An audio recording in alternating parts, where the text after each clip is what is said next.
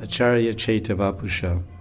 In 11th canto of Bhagavatam, it says the Acharya Chaitya Vapusha, that the Guru comes in Vapu, the form of Acharya, the Sadguru, to give Diksha mantras and show the way of Prema Bhakti, and to reveal the spiritual world and the dynamic, loving relationship that one has with Radha and Krishna.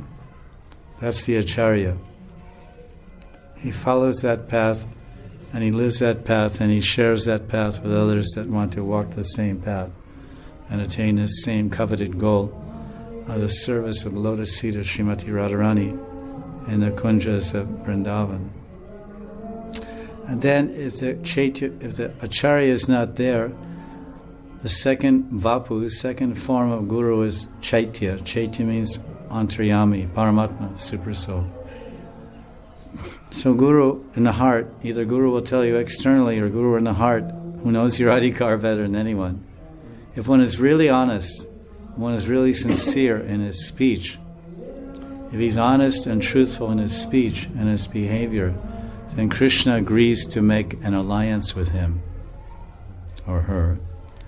He makes an alliance, becomes an ally, a favorable party within the heart. Then he says, you have this adhikar, this is good for you. So then he speaks to the devotee in the form of prarana,